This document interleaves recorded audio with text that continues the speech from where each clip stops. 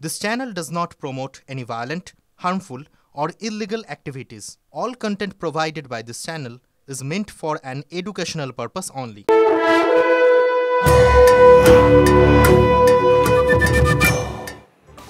নমস্কার, দেখছেন TV9 বাংলা। আপনাদের সঙ্গে রয়েছি আমি তন্নিষ্ঠা। মর্নিং সুপার প্রাইম টাইমে ভোট যুদ্ধের নানা খবর থাকছে। এই মুহূর্তে দাঁড়িয়ে যে ছবিগুলো আপনাদের দেখাবো, সাত সকালে প্রচারের ময়দানে প্রার্থীরা রোদ গরম উপেক্ষা করে সকাল থেকে প্রচারে বেরিয়ে পড়েছেন রাজ্যের বিরোধী দলের প্রার্থীরাও। দেখাচ্ছি আপনাদেরকে এই মুহূর্তে পাঁচটা ছবি। দক্ষিণ কলকাতা, উত্তর কলকাতা, লালবাগ, বর্ধমান সমস্ত জায়গায় চলছে প্রচারে সায়রা শাহ আলীম রয়েছেন, তাপস রায় রয়েছেন, বর্ধমান থেকেও দেখা যাচ্ছে সেখানেও দিলীপ ঘোষ তিনিও প্রচারে বেরিয়েছেন। অন্যদিকে মোহাম্মদ সেলিম তিনিও জনসংযোগ সারছেন। সমস্ত ছবি দেখতে পাচ্ছেন আপনারা পথে প্রচারে প্রার্থীরা।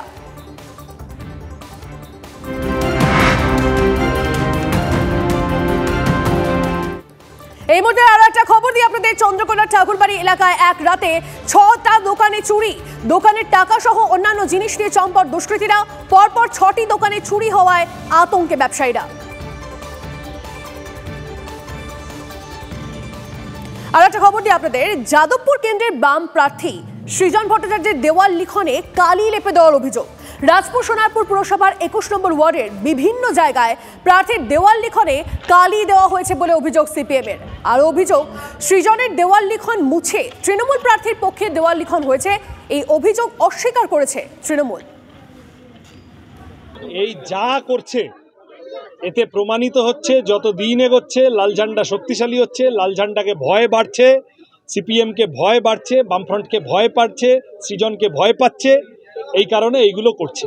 আমি এখনও বলছি লাল ঝান্ডা মানুষের হৃদয়ে আছে। আরও দেওয়াল লিখবো, আরও ফ্লেক্স টাঙাবো, মানুষের কাছে পৌঁছানোর জন্য যা যা করার করব। তৃণমূল যদি বুঝে থাকে, ভেবে থাকে যে এই করে ওরা বাড়তি আনন্দ, বাড়তি সুবিধা পাবে, তা হবে না। মানুষ দেখছেন, নিজের কবর নিজেরাই খুঁড়ছে।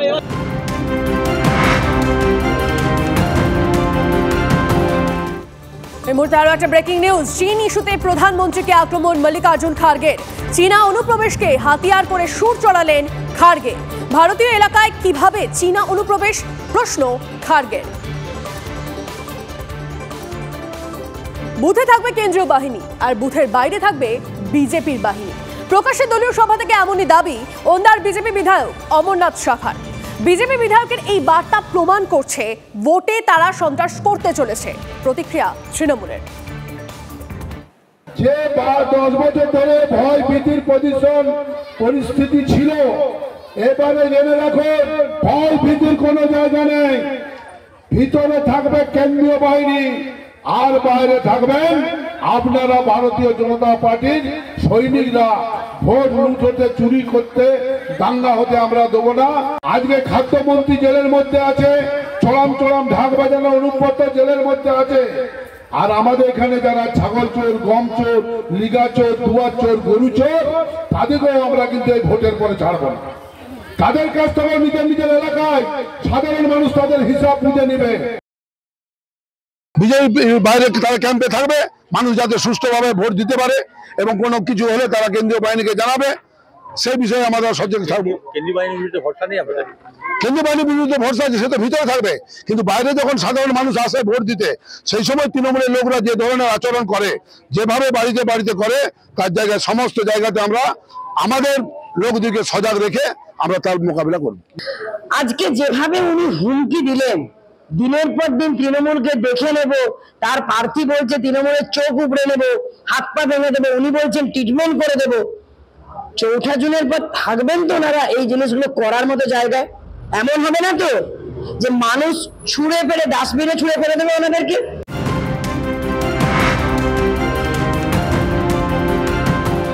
আর একটা খবর পাচ্ছি আমরা রায়বেরেলি থেকে। কংগ্রেস প্রার্থী প্রিয়াঙ্কা গান্ধী এখনো জল্পনা জিইয়ে রাখলো কংগ্রেস। আমেঠি রায়বেরেলি নিয়ে এখনো স্পষ্ট ঘোষণা নেই কংগ্রেসের।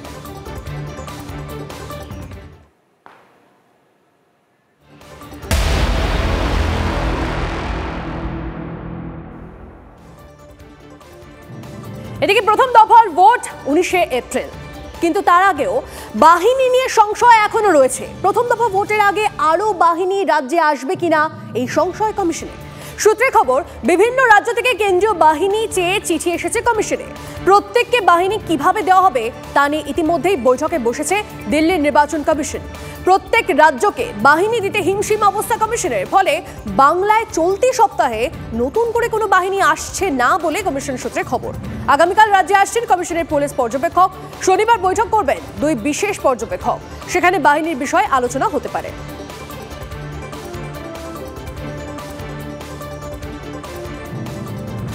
অরূপ চক্রবর্তী এই নিয়ে কি বলেছেন, কিছু রাজনৈতিক প্রতিক্রিয়া আমরা পেয়েছি, শোনাবো আপনাদের। আমরা খুব পরিষ্কার ভাবে বলছি যে বাহিনী আসুক, বাহিনী কি ডিপ্লয় করবে সেটা নির্বাচন কমিশনের বিষয়, কিন্তু সেই বাহিনী যেন মানুষের সুষ্ঠু গণতান্ত্রিক ভোটাধিকার প্রয়োগে কোনো বাধা না হয়ে দাঁড়ায়। আর কালনেমির পিঠে ভাগ, এই বাদরের পিঠে ভাগের গল্প নির্বাচন কমিশন আর বিজেপির মধ্যে চলুক। বাংলার মানুষ 365 দিনে তাদের সঙ্গীর সাথেই থাকবে। 365 দিন বাংলার মানুষকে মমতা বন্দ্যোপাধ্যায় পরিষেবা দেয়, তার পক্ষেই বাংলার মানুষ ভোটদান করবে। যে খবরে আমরা নজর রেখেছি, প্রথম দফার ভোটের আগে আরো বাহিনী রাজ্যে আসবে কিনা তা নিয়ে একটা সংশয় রয়েছে। বিজেপি নেতা রাহুল সিনহার সঙ্গে এই মুহূর্তে আমরা যোগাযোগ করেছি। রাহুল বাবু, প্রথম দফার ভোটের আগে এই যে বাহিনী সংশয় একটা ডিএ রয়েছে, সূত্রের খবর বিভিন্ন রাজ্য থেকে কেন্দ্রীয় বাহিনী চেয়ে চিঠি এসেছে কমিশনে, কিন্তু প্রত্যেকে বাহিনী কিভাবে দেওয়া হবে তা নিয়ে ইতিমধ্যেই বৈঠকে বসেছে দিল্লির নির্বাচন কমিশন। কিন্তু আদৌ পর্যাপ্ত বাহিনী আসবে কিনা তা নিয়ে একটা সংশয় রয়েই যাচ্ছে। কোনো সংশয় থাকবে না, সব সংশয় মিটে যাবে। কেন্দ্রীয় সরকার যত বাহিনী দরকার ইলেকশন কমিশনের রিকুইজিশন মতো বাহিনী দেওয়ার সর্বত চেষ্টা করবে। অতএব আমি মনে করি যে আজকে যেটা মনে হচ্ছে শর্টেজ, কালকে সেটা সব ঠিকঠাক হয়ে যাবে। বেশ, অনেক ধন্যবাদ আমাদের সঙ্গে কথা বলার জন্য। কথা বলছিলাম বিজেপি নেতা রাহুল সিনহার সঙ্গে।